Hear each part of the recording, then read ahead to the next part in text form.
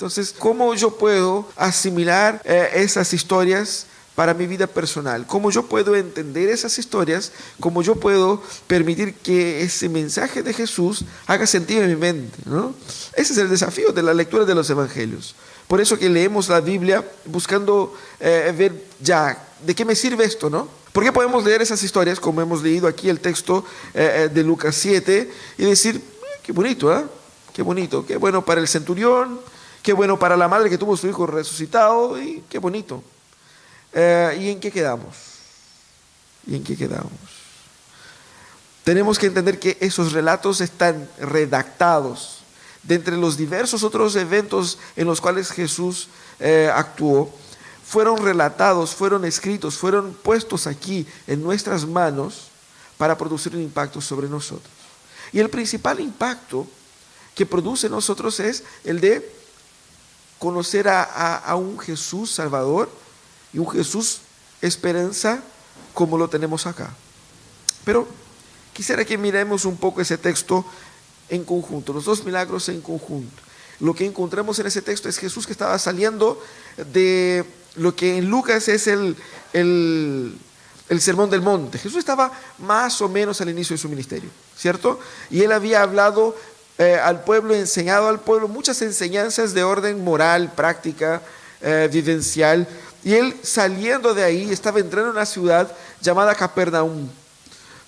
Y uno de los líderes del ejército romano en aquella ciudad era un hombre más bien devoto, un hombre de cercanía con los judíos.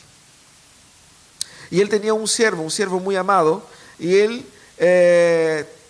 veía que su siervo estaba por morir y clama a Jesús, pero no directamente, como un gentil, como un hombre que no era judío, que quizás no había pasado o experimentado la circuncisión, que no era un judío, sino que era un extranjero. Él no tuvo la osadía de acercarse a Jesús y de suplicar alguna cosa a Jesús, sino que él pidió a los líderes de los judíos que intercedieran por él. Entonces fueron los líderes de los judíos a hablar con Jesús. Y hablaron súper bien del centurión. ¿Qué es lo que significa ser centurión? Básicamente sería el que está a cargo de una centena de soldados. Pero en aquel contexto, centurión podría significar simplemente una persona que está a cargo de un grupo con más de 10 y hasta 100 soldados. Es decir, una persona que podríamos encajar en nuestro rank aquí latinoamericano o occidental como un capitán del ejército, más o menos. Tenía mucha influencia, probablemente tenía mucho dinero, porque ayudó a construir la sinagoga. Y tenía una buena recepción de los judíos. Los judíos entonces, los líderes judíos, van hacia Jesús y empiezan a hablar bien de él, ¿cierto? Y empiezan a decir, no, puras cosas buenas, que de verdad ese hombre es un buen hombre, nos ha ayudado. Pero los judíos dicen, él merece ser ayudado, porque mira lo que has hecho, él es digno de que tú lo ayudes.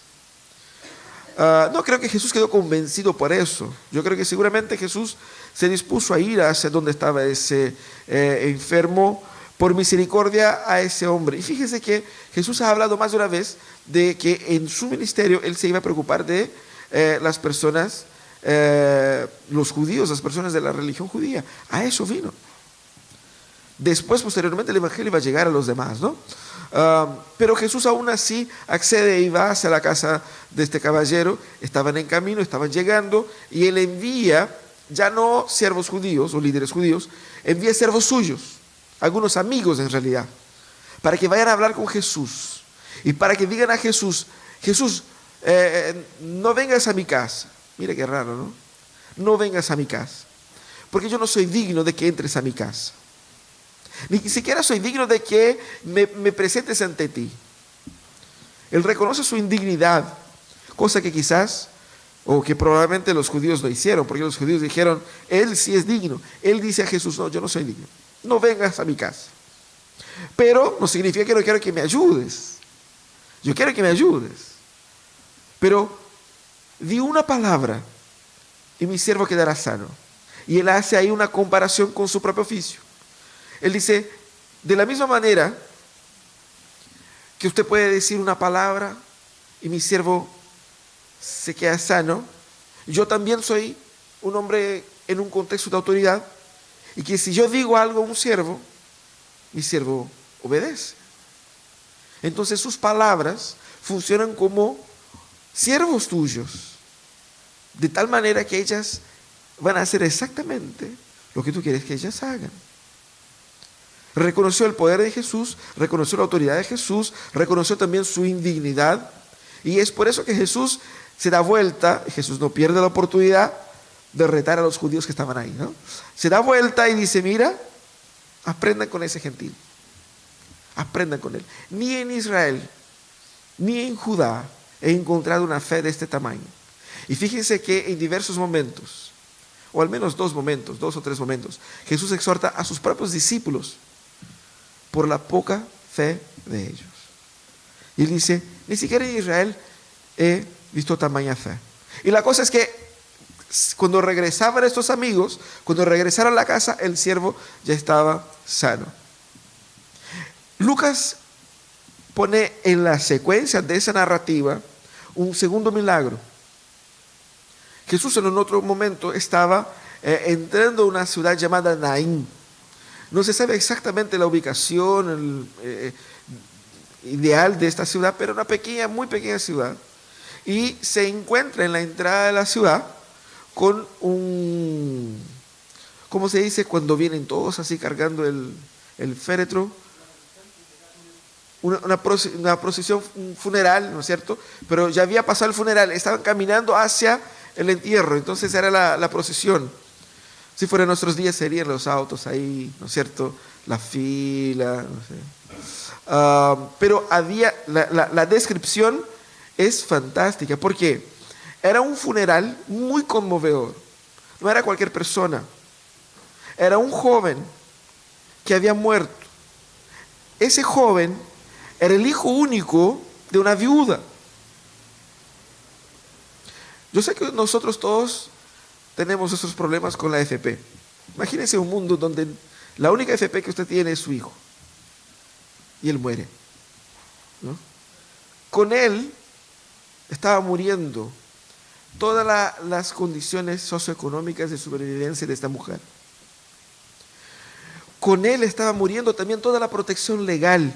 Es decir, si alguien la extorsionara, si alguien si alguien robara sus bienes, ella no iba a tener protección legal, porque, vale recordar, en Israel no existía policías, no existía toda la estructura legal que tenemos nosotros. ¿Quiénes son los que protegían las personas? La familia. Así funcionaba. Entonces ella iba a quedar desprotegida, desasistida y sin ninguna esperanza. Iba a la miseria segura y a la tristeza absoluta, porque ya había perdido al marido y ahora había perdido su único hijo. Qué triste debe ser para un padre tener que despedirse de un hijo. Ella estaba en esa situación. Al contrario del siervo en la historia anterior, este ya estaba muerto. Jesús se encuentra entonces con esta situación que seguramente conmovió toda la ciudad. Y toda la ciudad estaba ahí, seguramente no sea pequeña. Y Jesús entrando se encuentra con esto. Y la Biblia dice que Jesús quedó conmovido, Jesús quedó tocado y movido por su compasión. Jesús le dijo a la mujer: no llores. Y entonces Jesús interrumpe el funeral, interrumpe la procesión y lo da vuelta, resucita al muchacho y lo devuelve a su madre. Y Jesús entonces transforma un funeral en una fiesta y todos se maravillan de él. Lucas incluye esas dos historias, mostrando una característica muy particular de Jesús, cómo Jesús trabaja, actúa como catalizador de esperanza. Jesús fue en aquel contexto el auxilio para todas esas personas. En el caso, dos personas específicas. Una persona que solicita su ayuda, pero que no pertenecía al pueblo, y una otra persona que ya ni siquiera solicita ayuda porque ya está completamente desahuciada. Hay 5 características en esas 2 historias que muestran cómo Jesús es nuestro auxilio. Primeramente, Jesús es un auxilio oportuno. Es lo que nosotros vemos ahí, luego al inicio. Jesús estaba entrando en la ciudad, el siervo del centurión estaba enfermo. Y el centurión ya había escuchado de Jesús, sabe que Jesús estaba entrando en la ciudad, actúa para aprovechar ese momento. Aprovechar el momento en que Jesús está entrando ahí. Lo mismo pasa con la historia de la viuda. Ellos estaban saliendo rumbo al funeral, rumbo al sepulcro, y Jesús se encuentra con ellos en el momento más oportuno, quizás en el momento clave ahí. Ahora, si nosotros pensamos un poquito, quizás cuestionemos si era tan oportuna. Sí, si fuera más oportuno, mejor sería que Jesús hubiera llegado antes de que el muchacho se enfermara tanto, o antes de que hubiera muerto el hijo de la viuda, ¿no es cierto? Mejor aún. Pero obviamente Dios tenía sus propósitos. Era el momento oportuno para que la gloria de Jesús fuese vista a partir de esas situaciones. Es interesantísimo esa idea de cómo Jesús viene en el momento correcto. El tiempo aquí en esa historia es clave. La manera como Lucas destaca el encuentro de Jesús. Jesús se va saliendo y viene una multitud. Jesús se va llegando y alguien supo que Jesús estaba entrando y hace una movida. Eso es así como la historia va a mostrar ahí en los versículos 1 a 2 y después versículos 11 y 12, ¿no? Jesús nos da a entender aquí que esta combinación de eventos no es casual. De la misma manera que no es casualidad en nuestras vidas. Jesús es auxilio en los momentos de crisis y de desesperanza. Pero Jesús es el auxilio que viene en el momento oportuno, que viene en el momento correcto. Jesús, así como en toda su historia, Jesús no llega tarde, ni temprano. Jesús llega en el momento exacto, para que yo tenga exactamente lo que yo necesito. El problema es que nosotros no sabemos qué es lo que necesitamos y cuándo lo necesitamos. Jesús es el auxilio oportuno. Yo me acuerdo de la historia de la muerte de Lázaro. Lázaro murió, amigazo de Jesús. Amigazo de Jesús. Antes de morir Lázaro, las hermanas le habían dicho a Jesús: Jesús, ven porque Lázaro está mal. Ellas habían visto a Jesús sanar a un montón de gente. Y pensaron así: si Jesús sanó a un montón de gente que él no conocía, mucho más a su amigo. Llaman a Jesús y Jesús no hace nada. Jesús escucha y se queda ahí. Y pasan varios días y Jesús entonces dice: bueno, vamos. Cuando recibe ahí en el camino, Marta se pone así como: bueno, Jesús, qué bueno que viniste, pero ya murió, así que llegaste tarde. Jesús la exhorta y muestra que, de la misma manera que en esa historia, Dios nunca llega tarde. Dios nunca llega tarde para sus propios propósitos. El auxilio de Jesús, el auxilio de Dios para nuestras vidas, así como la historia acá, viene en el momento oportuno. La combinación de momentos en nuestras vidas no son casualidad. Él está trabajando de tal manera que lo que Él quiera que haga sentido en nuestras vidas, hará sentido en el momento en que yo entienda el timing de Él y no el mío. La segunda cosa que vemos aquí es que el auxilio de Jesús es inmerecido. Jesús es un auxilio inmerecido porque vemos aquí 2 personas. La primera persona principal que tiene más tiempo de narración es el centurión. No sabemos su nombre, simplemente lo llamamos de centurión. Él es presentado por los líderes judíos como una persona digna. Y fíjense que el pensamiento del judío era lo siguiente: él se porta bien con nosotros, al contrario de sus pares. Pese a ser un centurión romano, él nos ha bendecido. De hecho, él ha construido la sinagoga, o ha financiado la sinagoga, lo que era muy interesante, porque la sinagoga de Capernaum probablemente era la misma sinagoga en la cual Jesús fue a iniciar su ministerio. Jesús la conocía. Entonces ellos hablan bien de este hombre. para mostrar a Jesús que Él merece ser ayudado. El punto es que el hombre muestra lo que los judíos no podían ver. Él no merecía ser ayudado. El auxilio de Jesús no trabaja a base a méritos, no trabaja a base de recompensa. ¿Cuántas veces nosotros estamos en un momento de crisis y preguntamos al Señor, ¿por qué a mí? ¿Por qué a mí?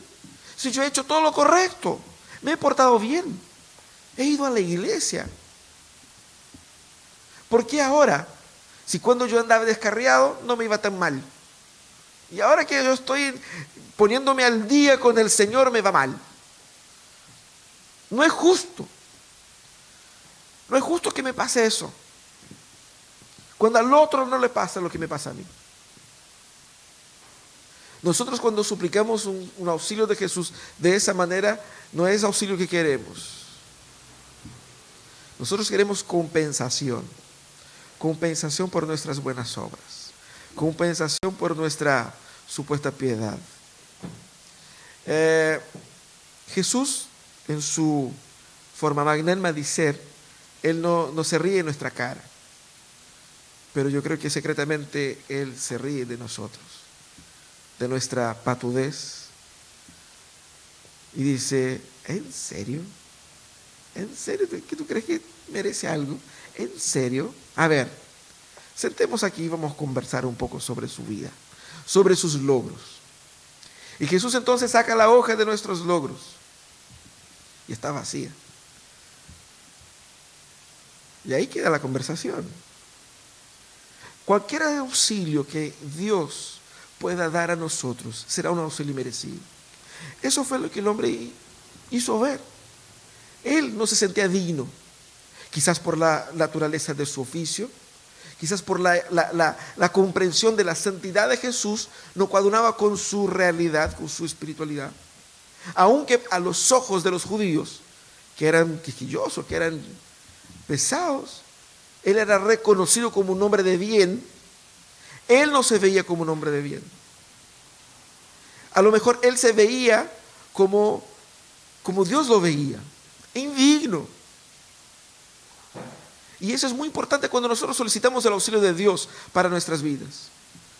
El auxilio de Dios, la intervención de Dios no vendrá porque nosotros merecemos. No vendrá porque hemos hecho por merecer, hemos trabajado. No vendrá porque Dios no es justo que me pase eso. Lo justo sería que me pasara peor. Esa es la verdad. Lo justo es que me fuera aún peor.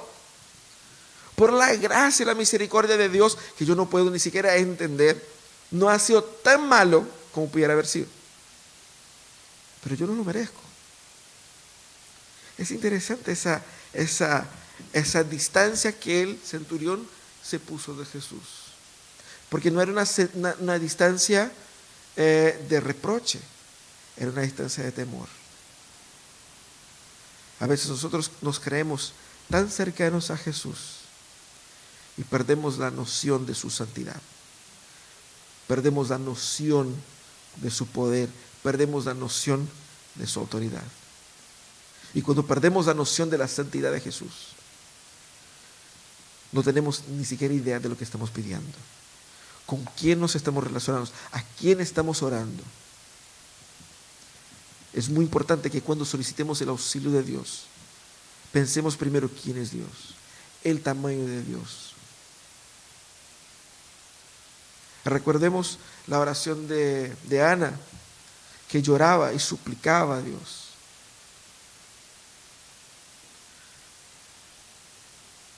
No me parece que en su oración Ana oraba, Señor, no es justo que no me des un hijo a mí y des un hijo a mi rival. Lo que era una situación familiar muy anómala, que digamos, ¿no? O sea, que un hombre tenga dos esposas y que una puede tener hijo y otra no, y las dos empiezan a pelear. Bueno, menos mal que eso no pasa hoy día, o casi siempre. Pero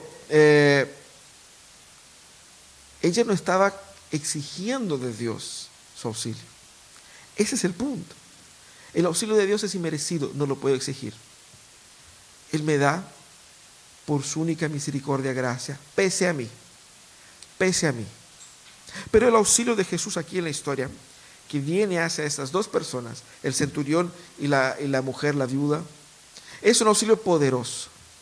Jesús, cuando ayuda a alguien, no ayuda a medias, así como hacemos nosotros. Nosotros, cuando ayudamos a alguien, ayudamos, ¿no es cierto? Damos un empujoncito. Y a veces pensamos que Dios actúa como nosotros actuamos. Señor, dame un empujoncito que yo me arreglo. ¿Han visto ustedes? Seguramente que sí. Cuando el auto no funciona, no quiere partir, ¿cierto? Entonces, ¿qué hace uno? Empuja. Si usted nunca empujó un auto en la calle, usted no sabe qué es lo que es emoción y aventura. Sí. Muchas veces yo tuve que empujar autos así. No sé si es por cuenta de nuestra irresponsabilidad en la mantención o la pobreza de no tener plata para poder echar benzina decentemente, de manera que no quede ahí, o qué sé yo. Yo creo que eran las dos cosas.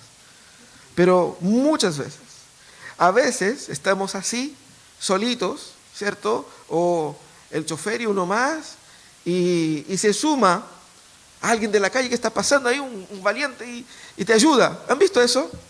Sí pasa. Y te da una manita, un empujoncito, y ahí al rato el auto, y ahí todos, y nos vamos.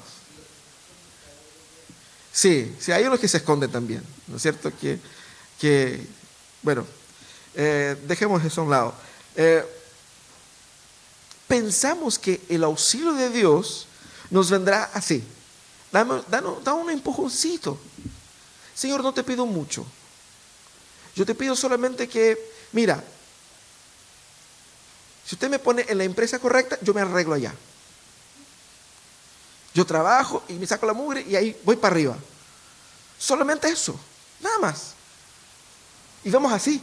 Nosotros vamos jugando con Dios, vamos negociando con Dios, porque pensemos, quizás no quiero pedir mucho, no quiero ser muy exigente.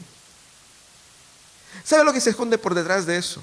Es la visión de un Dios débil, de un Dios incapaz, de un Dios sin poder, de un Dios que no es capaz de hacerlo algo poderoso, transformador, restaurador, algo grande. No, yo tengo que pedir algo chiquitito. Porque en nuestra cabeza, si yo pido algo chico, es más fácil que Dios me dé. ¿Por qué? Porque es así como nosotros somos. Yo no voy a pedir un crédito de 1.000 millones al banco. Bueno, nunca me lo darán. Pero es más difícil que me den 1 millón a que me den 100.000. Entonces yo pido 100 y no 1 millón o 1.000 millones. Yo pido poco para lograr algo. Lo mismo hacemos con Dios, porque dudamos del poder de Dios. Pero el auxilio de Jesús evidentemente es poderoso. Él muestra su poder asociado a su autoridad en el caso del centurión. Por su palabra, Él envía la palabra y el siervo es sanado. Más interesante aún, fíjense que en ningún momento el texto relata Jesús hablando, sé sano, para el siervo del centurión. Es tan más poderoso que ni siquiera la palabra salió. Solamente con el deseo de Jesús de que se sanara ese muchacho. Ese muchacho fue sano. En el caso de la viuda, nadie le pidió ayuda. La situación estaba dada. Ya no había más esperanza, ya estaba muerto. Pero ahí entonces viene Jesús y Jesús habla.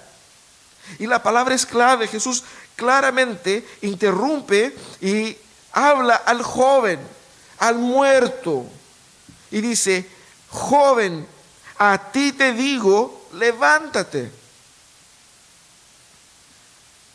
De la misma manera como el centurión pensó, Jesús hizo en esa historia. Fíjese cómo las dos historias están conectadas. La palabra de orden de Jesús. El poder de Jesús reside en su autoridad, reside en su personalidad, reside en su ser. No es algo que va a gastar. No es como plata, no es como pedir plata a Jesús. No quiero pedir mucho para no abusar. Es algo que es natural de su ser, que no termina, que no tiene fin. Yo puedo pedir una cosa inmensa. Y eso no va a malgastar el poder de Dios. Eso no va a hacer con que se termine y que Jesús diga, mira, te voy a ayudar un poco nomás porque tengo que ayudar mucho al otro aquí al lado. Esa es nuestra visión pobre de la vida. Ese es como nosotros manejamos nuestros recursos. El poder de Jesús es infinito porque el poder de Jesús está basado en su propio ser, en su propia autoridad. El poder de Jesús es una manifestación de lo que Él es. Él es poderoso. Él no solamente tiene poder. Nosotros tenemos recursos, pero no somos el recurso en sí mismo. Jesús es el poder. Por eso podemos confiar en el auxilio misericordioso de Jesús. El auxilio poderoso de Jesús. Ahora, el auxilio de Jesús, que es oportuno, que es inmerecido, que es poderoso, es también un auxilio compasivo. Y por compasivo yo quiero decir que es un auxilio que me ve en mi necesidad y me entiende. Compasión tiene que ver con empatía, compasión tiene que ver con ponerme en su lugar, entender en sus zapatos, en lo que estás viviendo. ¿Cuántas y cuántas veces nosotros decimos a uno y a otro, es que tú no entiendes lo que yo estoy pasando? Obviamente que nuestro dolor siempre es más grande que el del otro. Y quizás lo que nosotros estamos viviendo se manifiesta o se ve de una manera menos grave de lo que realmente es. Normalmente las personas tienden a sufrir en silencio. Guardan para sí su sufrimiento, su dolor, sus amarguras, sus fracasos. Tienen vergüenza de presentarlo a Dios porque no quiero abusar de Dios. ¿Para qué? Y tienen vergüenza de compartir con otros porque muchas veces les da vergüenza la propia circunstancia, la propia situación. O no sé, tiene cosas de decir, qué es lo que van a pensar de mí. La cosa es que Jesús se encuentra con esta mujer y la ve en su situación y la entiende. De hecho, la ciudad entera que estaba acompañando a esa mujer la entendía. Qué dolor, qué dolor. Perder su última esperanza en la vida, de una manera social hablando, no de una manera escatológica, pero su esperanza financiera, su esperanza de seguridad, su esperanza de... Seguramente una mujer mayor, con las necesidades que una persona mayor pueda tener, con las limitaciones físicas que una persona mayor puede tener para trabajar. Más encima el dolor de despedirse de un hijo. Entonces el dolor en el corazón de esta mujer era inmenso. Era inmenso. Y Jesús pudo entender el dolor en el corazón de esta mujer. Y pudo actuar con compasión hacia ella. En el caso de la mujer, nosotros tenemos explícitamente la compasión de Jesús presente. Pero en el caso del centurión, nosotros tenemos una compasión implícita. Porque Jesús ve el amor de un líder, de un capitán del ejército, un centurión, un hombre con mucha autoridad. El amor por una persona que no tenía valor, por un siervo.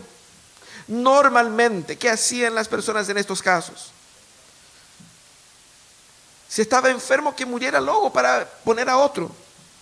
Era un estorbo, era un peso. Nunca, pensemos, nunca otros centuriones gastarían su capital político solicitando auxilio para una persona que no tenía valor. Más bien si fuera un hijo, más bien si fuera la esposa, más bien si fuera alguien más importante que él, un jefe, pero no nunca un siervo. Ese hombre tenía un cariño especial por este siervo. Seguramente debiera haber nacido bajo sus cuidados. Y estaba al borde de la muerte. Y Jesús se compadece de él. Se compadece del muchacho que estaba enfermo y del centurión que lo solicita. Porque ve el sufrimiento también de este hombre, que moviliza todas las esferas de poder que él tenía para buscar la última alternativa, que era Jesús. Jesús nos entiende. No importa lo complejo que sea su situación. Hay compasión en el corazón de Jesús. Él entiende exactamente lo que estás pasando. Eso nos debiera dar seguridad, descanso. Porque quizás las demás personas no me entienden. Quizás ni siquiera las personas más cercanas a mí no me entienden. Pero Jesús me entiende. Hay compasión. Su auxilio viene y me encuentra donde yo realmente estoy. Y me cuida.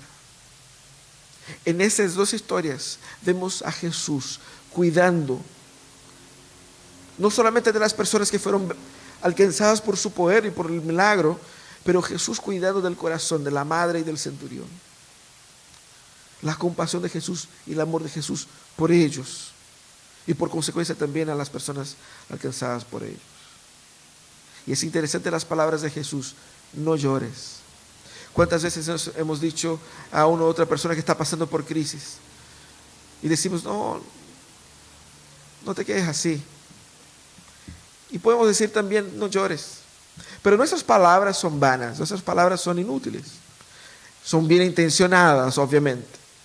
Pero decir a una persona que había perdido a su hijo, y único, simplemente no llores, o sea, ¿cómo no lloro? ¿Cómo? No hay cómo no llorar. Pero Jesús es el único que puede decir eso. Porque Él es el único que puede revertir la historia. Y Él es el único que puede dar vuelta a esa historia. Y Él literalmente va a tratar de secar las lágrimas de los ojos de esta mujer. Eso es lo que Él hace. Ella ya no necesita llorar porque el hijo ya no está muerto. Ella ya no necesita llorar porque la salvación llegó a su vida. Ella ya no necesita llorar porque la historia fue transformada, fue cambiada, fue restaurada. Él puede decir, no llores. Entonces, cuando Dios te diga no llores, confiemos en su compasión, porque Él nos cuida. Él nos cuida incluso cuando lloramos. Pero es fantástico cómo termina esas historias. El asombro es un asombro que va en crecimiento. La gente se asombró con lo que pasó al muchacho siervo del centurión. Pero aquello fue una sanidad. Lucas entonces pone una historia más compleja, más conmovedora, más imposible de arreglarse, para mostrar el tamaño del impacto que Jesús estaba provocando en aquellas ciudades, en aquella región. Y dice al final que toda la gente se asombró del hecho. Y es fantástico. La gente se asombró, tuvo temor y glorificaba a Dios. Dos cosas aquí que Lucas pone de una manera interrelacionada. Primero dice que las personas tuvieron temor, se asombraron y luego alababan a Dios y decían, y ahí él pone dos palabras o dos frases que decían ellos, que un gran profeta ha surgido entre nosotros, y decían también, Dios ha visitado a su pueblo. Ellos tenían temor porque un gran profeta estaba entre ellos, pero también alababan a Dios porque recordaban que eso era de Dios. El hecho de acordarse de su pueblo era una manera judía de decir, Dios ha sido misericordioso con nosotros. Pero fíjese qué interesante esa expresión. La idea de que Dios haya ido en ayuda a su pueblo es literalmente en el texto la idea de que Dios fue a habitar con su pueblo. Y es exactamente lo que es Jesús. Dios con nosotros. La habitación de Jesús en nosotros. Esa es la causa de nuestra alegría y paz. Porque el hecho de que Jesús haya habitado con nosotros es porque Dios ha venido en nuestro auxilio. La encarnación de Jesús es la razón por la que tú puedes confiar en Jesús en tu vida. Porque muestra que Él ha ido en auxilio a mí y a ti. no solamente en nuestro problema más importante, que el problema del pecado y la salvación, pero también en los problemas de la vida, en los momentos más difíciles, porque en esos textos estamos hablando de problemas de la vida, problemas de la gente, no problemas de la soteriología, problemas de la muerte, no, estamos hablando aquí de problemas de la vida, no del pecado solamente, no de Cristo como el Salvador de nuestra alma, sino que el Cristo que viene e interviene en nuestro día a día. Cristo sí puede venir en nuestro auxilio. Y ese auxilio de Jesús es finalmente glorioso. Es un auxilio que viene y que hace con que nosotros nos encantemos más con Dios. Hay gente que quiere auxilio de Dios, no para la gloria de Dios, pero solamente para dar unos pasos más y ser así autosuficiente e independiente de Dios. Muchas veces Dios no nos auxilia dándonos lo que pedimos, porque lo que pedimos para ser independientes de Él, cuya gloria no va hacia Él. A veces lo que queremos es producto de nuestro orgullo, producto de nuestra arrogancia, producto de nuestra idolatría del corazón. Y el Señor necesariamente nos quita para nuestro propio bien. El verdadero auxilio de Jesús en nuestras vidas es un auxilio que culmina en la gloria de Él. En otras palabras, es una intervención divina en nuestras vidas que hace con que nos quedemos más enamorados de Dios, más encantados con su poder, más apasionados por su palabra, más devotados a su voluntad, más deseosos de conocer a Él, de hablar de Él, de compartir. Mira lo que Jesús hizo en mi vida. El auxilio verdadero es ese. No es el auxilio que te hace seguir con su vida y olvidarse de Dios. ¿Cómo hacemos con el auto? No, lo empujamos al muchacho que está ahí luchando con el auto que no funciona, y el auto empieza a funcionar y él va solo.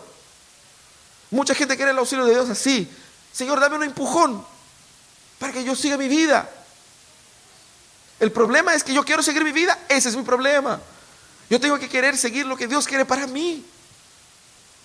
Y muchas veces Dios nos deja en la vida botados, como muchas veces se queda botado con el auto en la calle, para que entendamos que estamos en el camino equivocado. El auxilio de Jesús es un auxilio oportuno, que siempre viene en el momento correcto. El auxilio de Jesús también es un auxilio inmerecido. No es un cambio de favores, no, es algo que yo no merezco totalmente. El auxilio de Jesús es poderoso, porque viene y hace cosas imposibles en nuestra historia. El auxilio de Jesús es un auxilio compasivo que me entiende, que me acepta, que me toca. Pero el auxilio de Jesús finalmente es un auxilio glorioso. Es para su gloria, para su honra solamente.